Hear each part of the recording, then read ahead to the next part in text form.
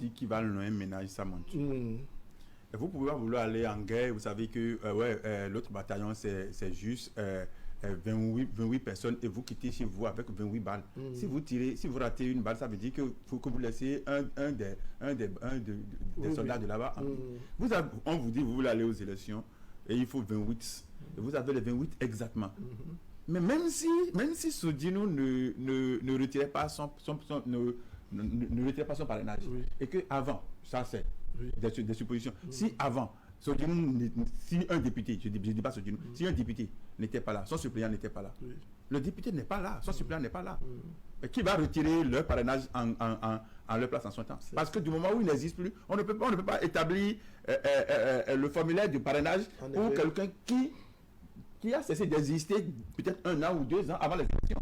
Donc du coup, déjà en ce moment, ils sont déjà en moins. Donc si c'était qu'ils avaient dit, on pouvait avoir d'autres difficultés, même si on laisse les difficultés de divorce ou bien de taper d'eau, mais c'est qu'ils étaient déjà... Quand on comprend que la question d'accord de gouvernance, d'accord de parlementaires et autres ont finalement joué aussi sur le parti, les démocrates. Et le vrai problème des démocrates avait commencé au moment où ils se sont lancés dans un nombrilisme, c'est pas béant. C'est-à-dire ils sont tellement trop suffisants. Sinon, il suffit juste qu'il y ait une séance avec le chef de l'État au palais, après qu'ils aient demandé le chef de file de l'opposition pour qu'on trouve que FCBE est si et qu'on les a écartés.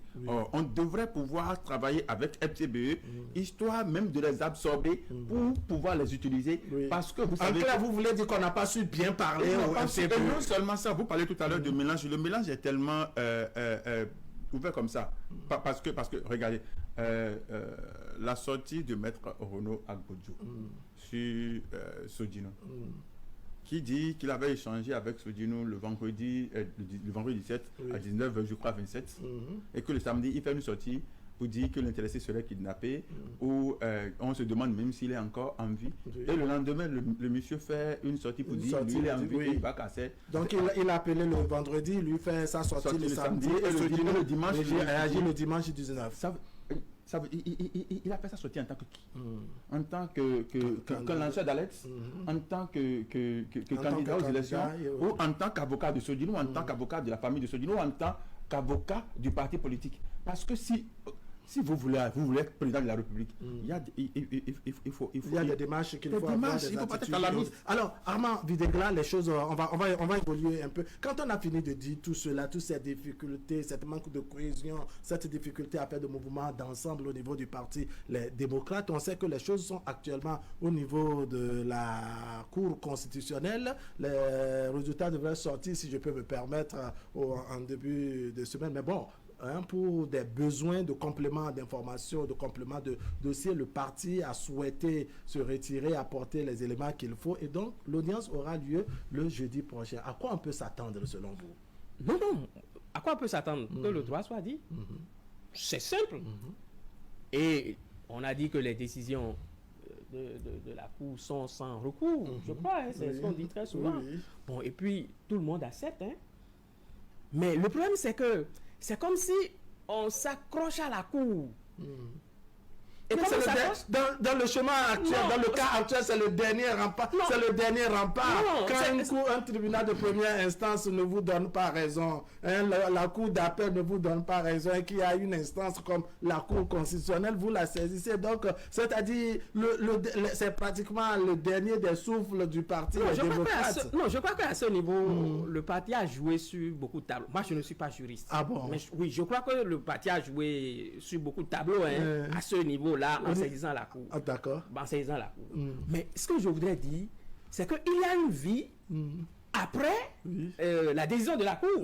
Bon, c'est comme si, après la décision de la Cour, le parti n'existera plus. Non, personne n'a encore dit ça, le parti non plus. Non, mais c'est ce que je constate. C'est ce que je constate. Sur la base de quoi? Sur la base de ce que je vois, sur la base de ce que j'entends, c'est comme si, bon, le 23, c'est quoi, c'est le jeudi? Oui, le jeudi 23, le prochain, nous sommes mardi. C'est le jour J où tout le monde garde son souffle. Oui. Non. Non, moi non.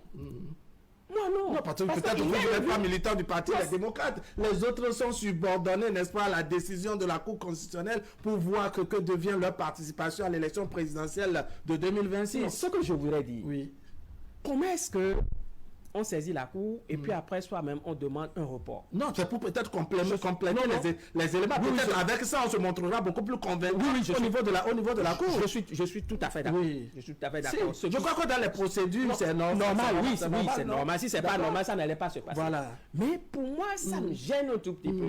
Et quand vous voyez ce parti-là, on dit 11, 12, 13, 14. Oui. Bon. Et puis après, vous voyez, c'est soi-même qui demande le report. Donc des choses comme... Vous constatez que ces gens-là, véritablement, si on leur confie un pays, ils vont nous amener où? C'est ça. Ils vont nous amener où? Ils ont quoi même? Qu'est-ce qui est véritablement dans leur tête? Est-ce que dans leur tête, il y a véritablement une ligne tracée pour gérer un pays? C'est ça. Mais si Vous questionnez vraiment. Mais si on ne mène pas des réflexions comme ça, comment est-ce qu'on peut suivre ces hommes? Normalement, c'est des hommes que nous devons suivre. Mais ceux qui les suivent, ils ne vous rassurent pas, c'est ça? Ils ne m'ont jamais rassuré.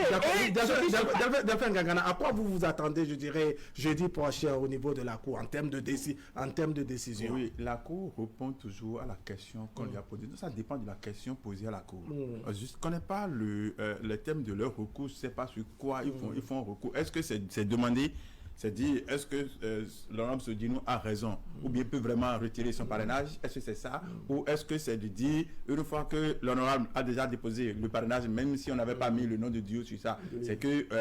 l'un mis dans l'autre, on sait que la finalité, c'est comment on fait pour que la décision de la Cour permette à ce que le parti démocrate participe aux élections, peut-être. Et donc, cette participation étant subordonnée à un nombre exact. À la décision. Voilà, un nombre exact de parrainage.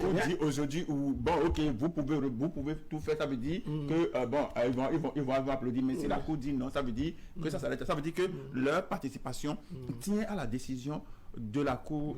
C'est leur dernier recours. Leur dernier recours, ce qui est normal, logique et c'est ce que nous souhaitons dans un pays démocratique. Il faut épuiser tout ce qu'il y a comme possibilité, voie de recours.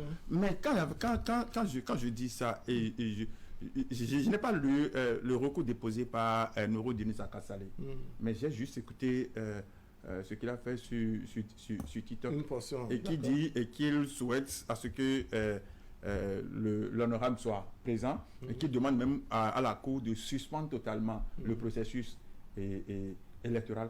Je dis parce que il dit il veut savoir qui est-ce que Sodinou parraine qui?